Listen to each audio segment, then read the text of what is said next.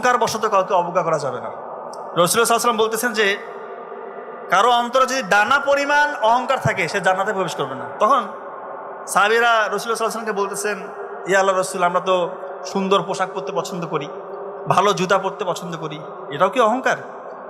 জবাবে রাসূলুল্লাহ সাল্লাল্লাহু আলাইহি ওয়াসাল্লাম বলতেছেন যে আল্লাহ তাআলা নিজে সৌন্দর্যকে পছন্দ করেন। অহংকার হচ্ছে সেটা, কেউ যদি সত্যকে প্রত্যাখ্যান করে এবং অহংকার বশত কাউকে অবজ্ঞা করে। আমাদের মধ্যে এরকম নাই? আমরা সামান্য টাকা পয়সার মালিক হয়েছি, গাড়ি বাড়ি কিনেছি, একটু ফেম হয়েছে, একটা বড় পজিশন হোল্ড করছি, নিজের মধ্যে অহংকার জাগ্রত হয়, মানুষকে মানুষ মনে করি না, নিজে যার সাথে চলেছি ফিরেছি তাকে একটু নেগলেক্ট করছি। এরকম হয় না? একটা বৃদ্ধ মানুষ এসেছে হয়তো বাড়িতে একটু সাহায্যের জন্য, দূর করছি, যাত্রার সাথে খারাপ ব্যবহার। ভাই, এই ক্ষমতা থাকবে না, একদিন সবাই বিদায় নিয়ে নেবো এই পৃথিবী থেকে। সত্যি কথা বলছি, অহংকার করেন না, আল্লাহ তাআলা রাজি খুশি হয়ে যাবে। আপনি যত বিনয়ী হবেন, আপনার অনেক কিছু আছে, মানে আপনার ক্ষমতা আল্লাহ তাআলা যথেষ্ট দিয়েছে, পজিশন দিয়েছে, টাকা পয়সা দিয়েছে, আপনি বিনয়ী, আল্লাহ তাআলা কি কমাবে? আপনার বাড়িয়ে দেবে ইনশাআল্লাহ। আর অহংকার করলে আমরা সবাই জানি এটা পতনের মূল।